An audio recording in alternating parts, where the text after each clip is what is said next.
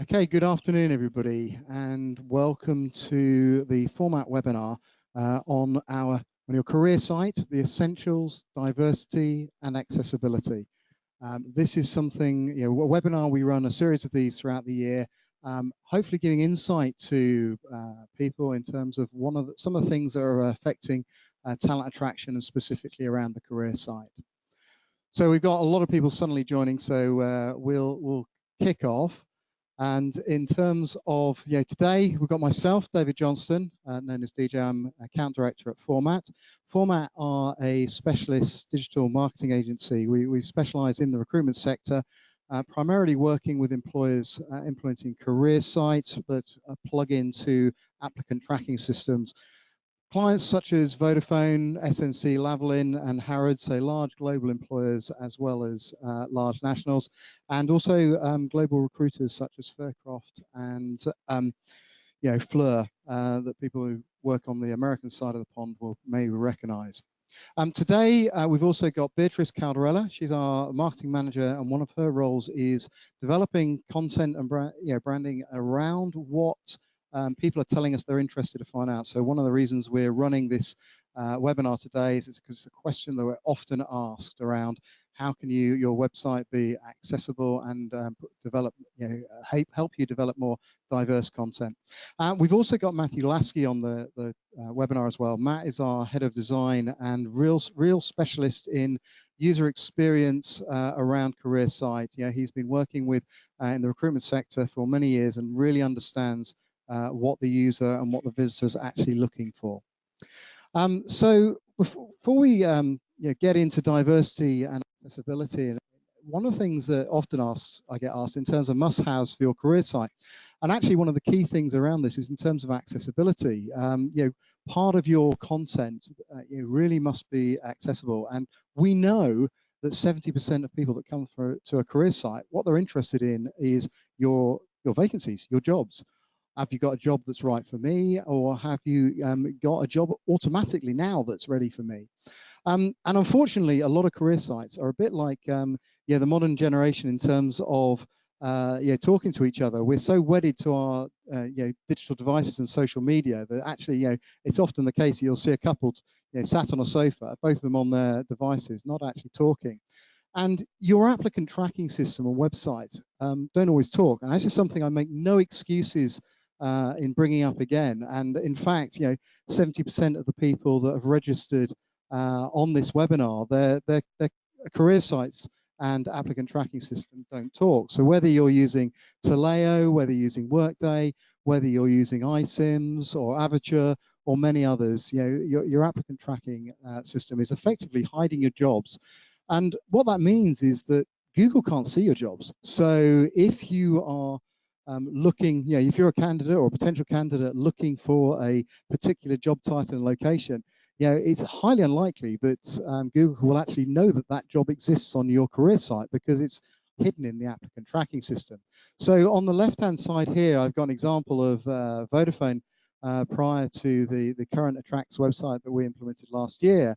And Google can only see 16 pages of that career site, which in terms of digital footprint, that's really, really small for a business that is one of the top 30 employers in the world and one of the UK's biggest and well-known brands. And then if you look on the right-hand side here, we look at the pages that 3 months after go live, Google's seeing 3,720 pages, and that's because every single one of their jobs is now on their career site, and therefore Google can actually index it and find it and knows it's part of the Vodafone career site. And the reason for this, and you can quickly check your own vacancies, is if you look at a vacancy and look at the web address that's in your browser, and as you can see, here's an example of one that's actually a B&Q job, but on the Kingfisher, the group Taleo platform. And then if you look on below, you can see one of the jobs that is being posted to the SNC Lavalin career site that went live earlier this summer. You can see not only is the job on the career site, but it is also in a format that is easy for Google to understand. So you can see that Google can instantly see this page is a job, and you can see it's a transport and consultant job in London. So it's effectively making sure that your jobs are on your career site is one of the key things in making sure they're accessible to all people. And that becomes even more apparent with Google for Jobs. As many of you will know, Google for Jobs launched in the UK July in 2018 after launching in the US in the year previously, and it's steadily rolling out into other countries throughout Europe and the rest of the world. And when you actually search for your jobs, your jobs, so in other words, your company name and jobs or vacancies or careers, you'll invariably see the Google for Jobs panel. And here, it becomes very apparent we've got a mixture of company logos. Some don't have logos. You can see Disney here. You can see O2, 3M, and Sage. And that's because what's happening is that Google is finding the jobs on other websites. So here we've got the AA. It's via Total Jobs, this top one. The next one down is via Glassdoor. And then we've got one on LinkedIn. So each one is coming from a different website, but not from the AA's career site. And that's classic across all of these sites, apart from Disney. It's an interesting one. So you've got a Disney logo here, and you've got a smaller Disney logo there, Walt Disney. Top one and bottom one are via LinkedIn. And then in the middle, you've actually got the job that's on the career site, but no logo. So it's a case of not only are the jobs not always being found by Google for Jobs, but actually there's a real challenge with the logos. And that's where it comes down to making sure your jobs are optimized for Google and Google for Jobs. And here you can see the Vodafone one jobs all on their career site and all a consistent brand. And it's really important that you not only own your brand, but you own your jobs.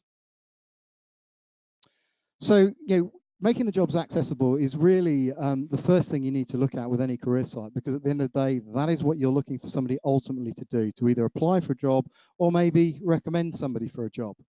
Then it's about making it personal. Think about Amazon, think about eBay, think about a lot of shopping, holiday sites. They make it really easy for people to find out relevant content. Now that comes down to, your rule in terms of every business has a diverse range of people, and that's one of the things we're talking about today. So, it's about reflecting that through the imagery and culture of that's on your career site, and that should be based on in terms of where people are working, where they are, particularly in the world, but also, just in general reflecting your group size. And it comes down to actually one of the things that Beatrice will be talking about in a bit more detail. It's about portraying that diversity. So, in terms of, about the people that you're working with, telling their stories, but also in terms of making it relevant for somebody in terms of where they are in the world. So every company has, for example, particular projects or products they want to shout about and why people would want to work with the company. So here, for example, if I'm looking at the SNC-Lavalin site in the UK, I'm seeing relevant content for the UK. If I'm looking at the site in China, I'm seeing latest jobs that are relevant to the China market and the China environment. And that comes down to, again, brands where people are multiple brands. Here, for example, we've got a video. And it's so, for example, if somebody's looking at the Atkins branded areas within the SNC-Lavalin pages, it's a case of the video reflects that, and it's the Atkins video. So it's about that, making it relevant. The last thing I want to do, if I'm a Java developer, is see content that is related to HR. So it's effectively creating that retail experience. And then I talked about searching with Google and being Google friendly at the beginning. This also becomes when somebody actually lands on your career site. So, how many people have looked at their career site and actually been able to quickly find a search for jobs? Invariably, it can be buried. It could be a button to click through to your applicant tracking system. And, one of the things we are all used to is searching on Google. Invariably, that is where we start our search. So if I'm looking for a structural engineering role, I go to Google and I start typing in structural engineer. And Google nicely predicts some potential searches that I might be interested in. So maybe we should look at doing that on the career site. So again, this is an approach we look to do, is to get people to search the jobs and content they're really interested quickly. So not only is it about predicting the searches that will give good results, but actually it's getting people to the actual vacancies, getting the people to the content that's related. So here we've got a day in the life of Kate Hillman, Senior Structural Engineer It's about giving that accessibility to all the content and making sure it's not buried. It's very easy to create some great content, but you really have to search for it. And finally, it's a case of coming through to diversity. It's about reflecting the fact in terms of as we can browse through the various different areas we want to work in, whether I'm an architect, whether I'm a geotechnical scientist, or whether I'm interested in safety manager or the environment. We as organizations are very diverse, and it's about using the content on our career site to actually make sure that we're portraying that and publishing that. So I'm going to hand over to B, who's going to talk a little bit more about how you can use your career sites to actually get that content in front of people. Thank you, DJ. So diversity in the workplace has always been one of the hottest topics in the HR industry. But in recent years, it has become a major goal for many companies. So why is it important? Well, this stat from Glassdoor seems to suggest that diversity is in the candidate's mind. In fact, 67% of job seekers say that a diverse workforce is important when considering job offers. So how do we then promote diversity through your careers website? Well, the quick answer is through content. Let's go now a bit more in detail and see what we can do with job adverts. So let's imagine that you are a tech company who wants to is interested in gender equality and wants to attract more women. Well, then you need to be mindful of the language that you use in your job adverts. In fact, gendered keywords decrease the likelihood of the opposite gender applying for the role. Adzuna has done a research in 2018, and they found out that 17% of the UK job ads used more masculine associated language than feminine language. Now, this is a bit of an inconvenience if you are trying to attract women. So let's look a bit more in detail. Gender-coded words. So we have here a list of male-coded versus female-coded words. You will see if you read them, there is a theme around it. These are words that are we unconsciously associate with a specific gender. So what does this mean in reality? I have an example here. Two phrases, they have the same meaning, but they use different gender-coded words. And how about this one? Well, the strong communication and influencing skills I've read in countless job adverts. So this is just some food for thought, something to keep in mind when you have a clear target audience that you want to reach. And yeah, just be very mindful. As a minor note on accessibility, be very explicit.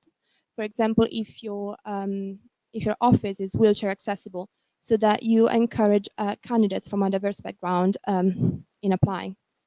So let's see now how we can develop and promote content, diversity content on your career site.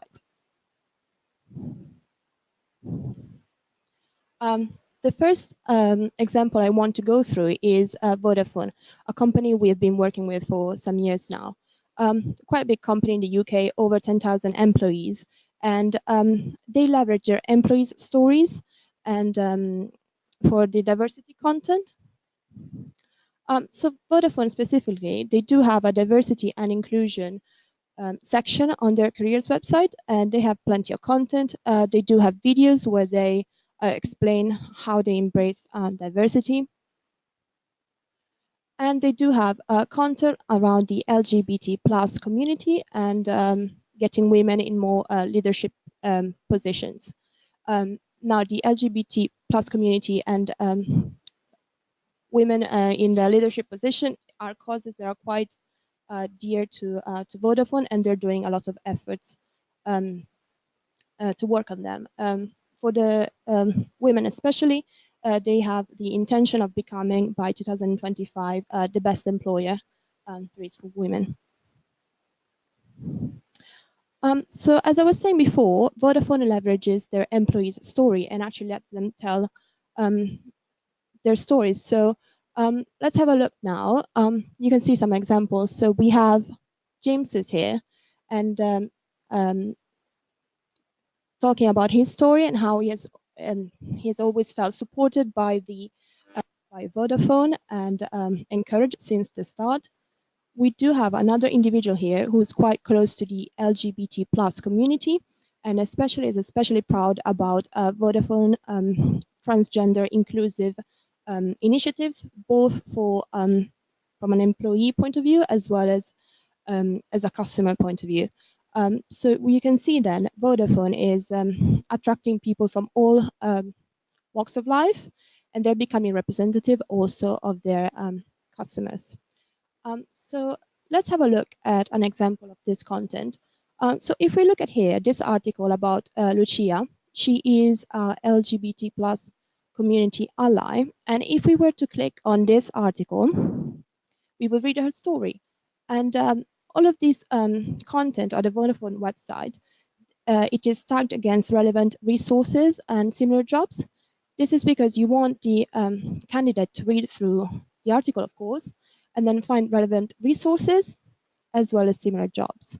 The idea here is that you get candidates to read through the content and then apply. So you always want to almost tap on their shoulder and remind them to apply.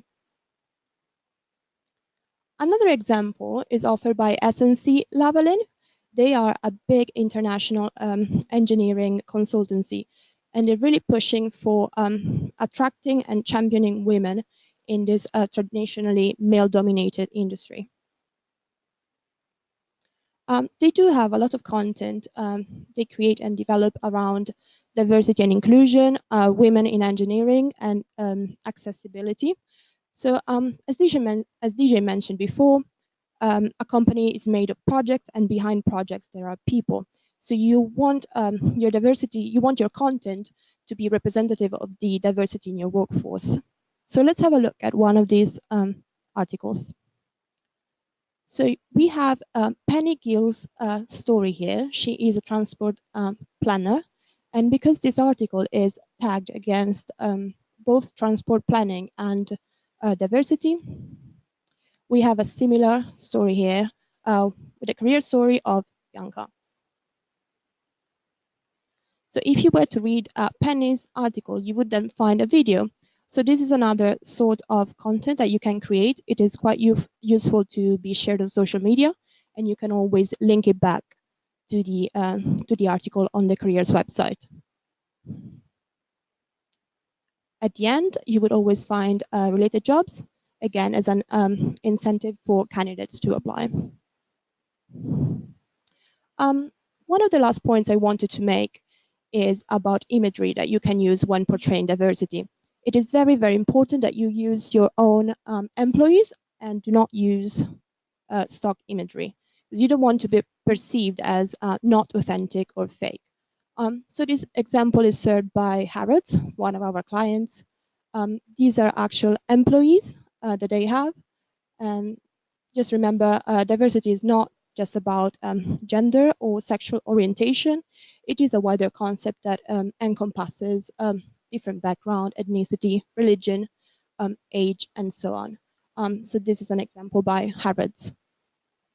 Content-wise, Harrods has a lot of diversity content under the tagline "Uniquely You, Harrods Together." And I've had a look at a lot of few interesting articles about paternity leave as well as women in leadership position. But the one that caught my eye was this here. It is about mental health, a very hot topic in recruitment also. And it is about how 4 Harrods employees became mental health first aiders. So if you were to read on the article,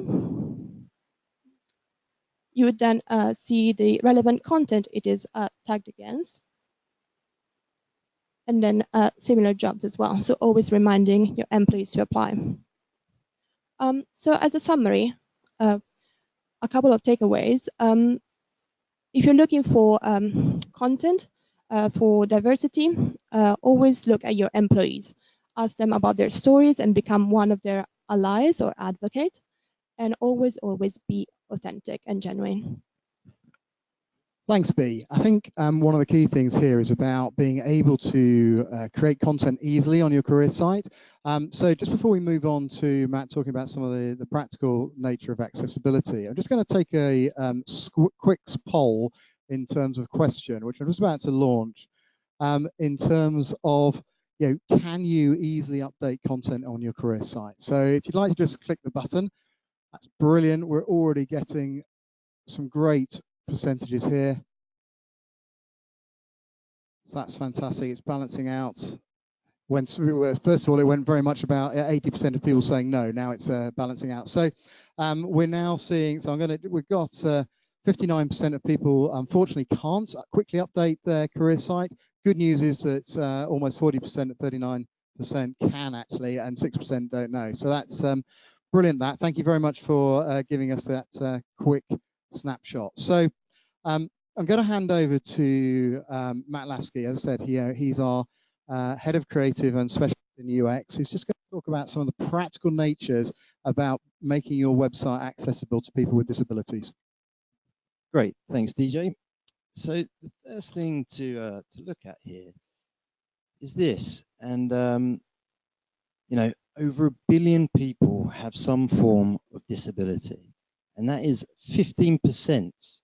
About 15% of the world's population. So if you think about that, the amount of visitors that go to your website, around 15% of those will have some sort of disability, and that's provided by the World Health Organization now. So thinking about accessibility, and the more positive we can be about it, the more things we can help, that 15% of people obviously is going to be great for them and great for your business. And this here is Tim Berners-Lee, who invented the internet. And also you'll notice at the bottom left-hand side, there's a logo, the W3C logo. And he is part of the W3 consortium. And they've actually created the guidelines for website accessibility. So the guy who invented the internet is also the guy leading accessibility, because it's really his vision that he wants anyone to be able to use the internet at any time. That's what his goal is. And they sum it up. So when websites and web tools are properly designed and coded, people with disabilities can use them. And what we're thinking about here is that, currently many sites and tools are developed with accessibility barriers that make them difficult or impossible for some people to use. So you've got to flip that around and make the websites as accessible as possible, because that's going to benefit individuals, businesses, and ultimately society as a whole. And that's what we've got to be going for. So we're looking at the top 5 accessible things that you can change right now. The 5 things we're looking at are probably the things that you guys have used many times before, such as video, images, text within a page, hyperlinks, and then just a little tip at the end about thinking about legibility with color. So the first one, let's go into video. And video is obviously a great way to communicate your brand. You can tell a story, you can evoke emotion, all within seconds of shooting a video and projecting that story onto your audience. And it's a fantastic way to communicate your brand. Now, what we also have to consider is video for everyone. So if we look at this video here, now what I want you to do is just look at the bottom of the screen. Now, imagine if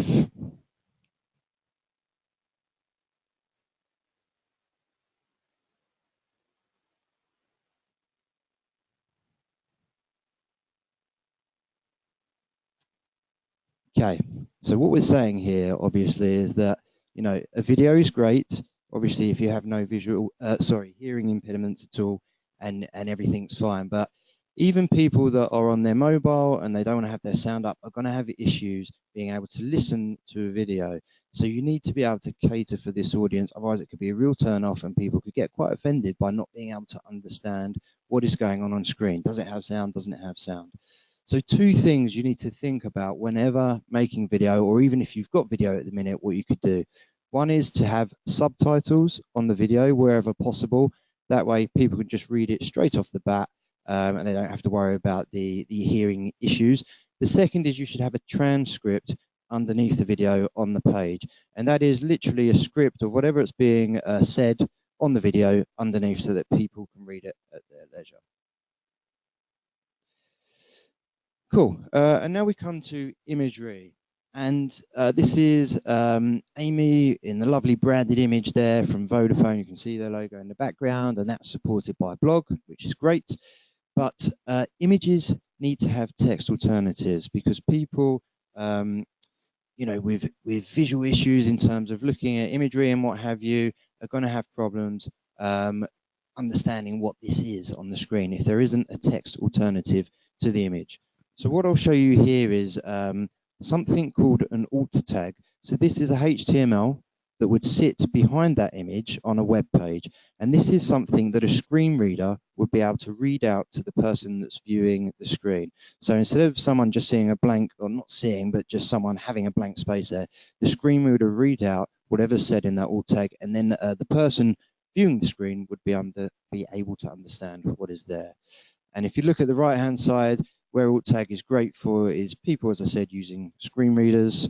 We've got people using speech input software as well. Mobile web users, because sometimes they may not be in a Wi-Fi area and they may not be able to download imagery quickly, and the alt tag will tell them what is going on there. And also, it's amazing for search engine optimization. So an image with an alt tag will get ranked higher than an image without it. And hopefully, all of your content management systems will have that. But some of them won't do. You know, it's kind of a modern thing to automatically have alt tags now, like our software currently does. And that's something we've added in the last 12 months or so. If you guys do need help with what to use on imagery and what kind of alt tag to use, there is on the W3 guidelines a decision tree on how to use alt tags and what kind of wording to use around those. So I do recommend you look out for that if you're not sure what to do there. The next thing to look at is descriptive text. And this is text where you're trying to help someone do something. So you've got to describe what you're doing there. And what we've got here is a form, and I'm sure everyone has used this kind of form 100 times over.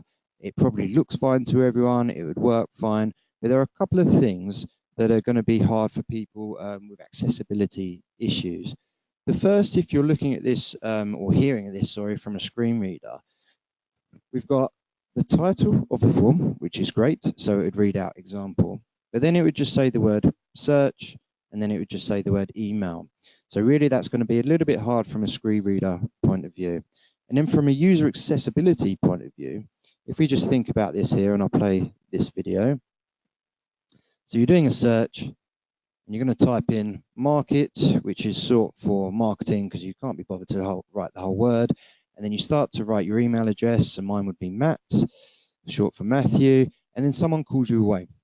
So you're away from your desk or your sofa and your laptop, you've gone away for a couple of minutes, and you come back to this screen, and you looked at the form, and now you're thinking, what was I actually writing there? Is Matt for my first name? Should it be Matt Lasky for my full name, or should it be my email address in there? What are the things? And what was market for? So there's a bit of confusion in terms of what is this actual form for, because it hasn't got the descriptive text you need. So if we go to our next example, and these are all on the W3 website as well, but if we go to the next example here, we can see just by adding the labels in front of this input field, you can now understand, firstly, from a screen reader, it would read out the word search and it would read out the word email, so you know what you're going to write. But it also gives us an example of what should be in there, e.g. apple pie, for that's what you're searching for food or what have you, and an example for email as well. And now, if I just play this simple video, again, using the same search, so market, short for marketing, and Matt, short for my email. If someone calls me and I go away for a couple of minutes from my desk and then I come back, it's really easy to understand what this form is for. And you can imagine on a really long form, that is going to be so helpful from a screen reader and from a usability point of view. So hyperlinks is something that I'm sure everyone knows and uses every day, the links between pages. And there's something, a common thing here that I'm sure many people do, that when you want to publish a page or link to another page, you will just copy and paste a full URL path. You know, it's a very easy and quick thing to do. The problem is, if a screen reader sees that, they will literally say https://classroomaccess.oit.nsc. And you can imagine someone on the end of that just being quite frustrated that it doesn't make sense, it's very long, it's going to be hard to listen to, and you're not sure if it's for you. Whereas the accessible way is actually to describe what is this link, and it can say hyperlinks or whatever it is there, but it's accessible. People can quickly understand it, and it's not going to be hard for someone with a screen reader to use. Also, don't use 10 words when 3 words can do. Just keep it simple. Always keep it concise. And the last one, and this is kind of the flip side on it, you can't be too concise, because you can't use 1 word or 2 words, you know, more info, read more, those kind of things from a screen reader point of view. It's very hard to understand what are they in context to, what are they in relation to? Is it the image below? Is it the image above? Is it the text to the left or above? So, you know, be descriptive, say what this link is for, and if you follow those rules, 3 rules, then you're going to have nice, accessible links for everyone. And this is the last thing I want to touch on. So the 5th point, and this is about legibility and color. So what we have here is called a contrast checker. And I just want you guys to look at this ratio here. And what it does is when you put in 2 colors, it gives you a ratio of how well you're doing. And anything 4.5 and above is deemed a really good ratio for web accessibility. So we can see here we've got 2 colors. We've got our lovely Vodafone red in the background there, and we've got the white over the top of that there. And those are 2 colors. And then left here, this is just a hexadecimal representation of that color. So basically a web color of that. And it's run through the test. And you can see here we've got our different areas of what's passed. So everything in green has passed. So this double A compliancy is great. We've passed that. But you can see here that we've actually failed the triple A compliancy. And that is something that is extremely hard to pass. But what it's saying is that you failed this test, the AAA, but you can see here you've actually passed it, the AAA, using 18 point size. So this sample here has passed every single one of those tests, but this one here hasn't passed the AAA. So if you wanted to be super careful and super accessible, you could say, right, well, let's not use this color combination for anything lower than 18 pixels. And that way we always know that we're going to be accessible with color for everyone. So there is a contrast checker there if you guys want to check it out. I know everyone's going to have their own brands and wedded to their brands, so you won't want to change that, but there may be different color combinations that you could use just to make things more legible for people and really easy for people to see. Thanks, Matt. And I think that's the contrast checker is one that's actually, I find, is really interesting, because often, you know, when it comes to brand, we'll have brand colors and different colors on text and backgrounds. And sometimes it's very obvious, in terms of we make a job advert look super designed, but actually it makes it difficult to actually read. So it's a really good one that's easy to test. So I think in terms of 3 things we'd like to just mention before we take questions is, I think that the first one is a case of, in terms of making sure your jobs are accessible. And I don't just mean, as I said at the beginning, I don't just mean being accessible in terms of technically accessible, so in terms of what Matt's just mentioned, but really, some of the most basic accessibility, so can actually be found by Google. Because at the end of the day, we can talk about technicalities till the cows come home, but if your jobs can't be found by Google, you end up being reliant on job boards or LinkedIn or recruitment agencies. The second point is a case of, every company has got some amazing content. Every company is actually, probably more diverse than you may even think. So it's a case of getting that content and talking to your employees, getting those stories, getting out your iPhone and taking some short videos, same way as we'd share with any other content on social media, because it's a great opportunity. And then from a technicality point of view, just thinking and moving forward, it's about making iterative changes and improving your career site so that it does tick boxes in terms of it's legible, it's easy for screen readers to read, and therefore you're on the way to developing not just a brilliant diverse career site that represents your organization and showcases your employees and their great stories. But also it means that from a technical point of view, you are actually making your career site easy for people with disabilities to actually use and access. So, to wrap up, thanks so much for listening, and we'll open this up to any questions you see on your screen and your management tool. You'll have the ability to add some questions. So, if anybody wants to do, I'm just having a look now. So, got one here for the alt tags. Will these slides be shared? Yes, of course we will be sharing those slides. We'll actually share a link to the video of this entire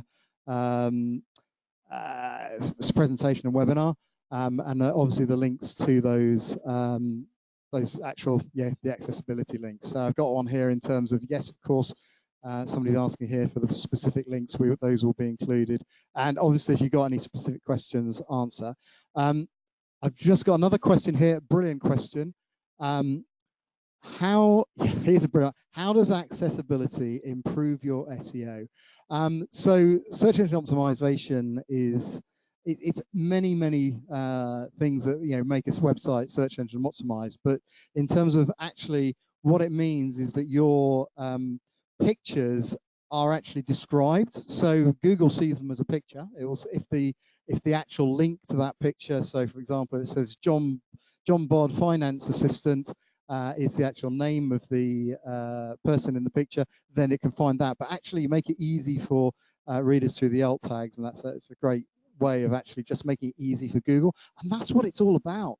Google, it's all about making it easy. You make it difficult, and Google, like most, like people, gets bored and moves on to the next one. So hopefully that answers that question.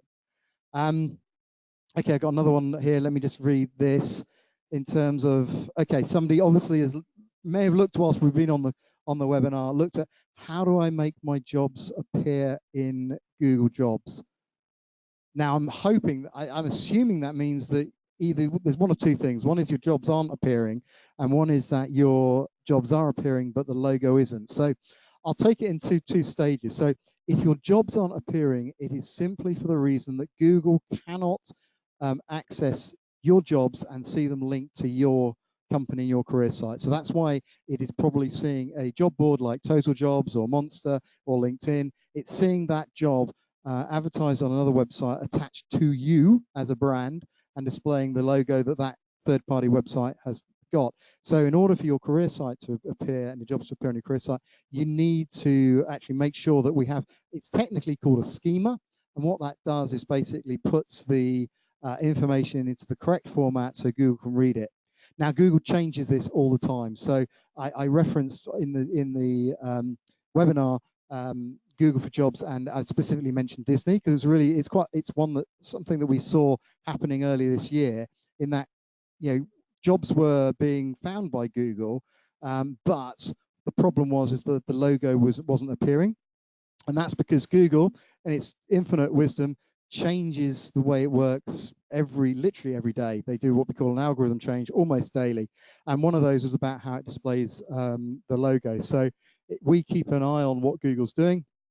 And when we noticed we had exactly the same problem, probably about February, March, logo didn't appear for some of our sites, and we made some changes to make sure that the logo appeared again. So it's a constant challenge with Google. You need to keep one step ahead of it and understand what it's trying to do. So hopefully that answers that question. And let me see, we got another question coming here. Oh, there's one final one in terms of, brilliant question. How do I create content? Okay, now I appreciate for those of you who it's not easy to update the website, this may be a challenge. However, accessing the content probably isn't. So when Vodafone first started talking and getting content from their employees, it's not something that happens overnight. They had to constantly run competitions, incentives, and then people started doing it. But they simply ask people one simple question: why do you do what you do at Vodafone? And they got people to actually send their stories in, and then they publish it. Initially, it was like the odd 1 or 2 every now and again, every week or so, and now they get several, almost a dozen a week. So it's choosing. The challenge is then actually putting what content on, and it's a similar approach that we take with clients in terms of we simply, start taking the stories. We get the employee talent acquisition teams to talk to their people, to talk to their hiring managers, to ask them to put them in touch with people that are doing the roles. And then it is just starting asking people a few questions, whether they write them down or whether you interview them, and get them to send them through. So yeah, that's the start. The other point is, when you go to talk to a hiring manager about a role, take your phone with you, take your smartphone, get them to do a literally 1 minute or 2 minute, almost like a pitch. Why should somebody do the job they're doing, within your team, or ask them to put you in touch with people in the team and ask the same questions. It's really easy. It's great on social media, and I believe it gets something like 7 or 8 times the amount of engagement that text. So hope that's been useful, conscious of everybody's time and diary. We will be circulating the slides, but please feel free to just drop us a line. We'll be more than happy to answer any questions, and hope to see you again on our next webinar. Thank you.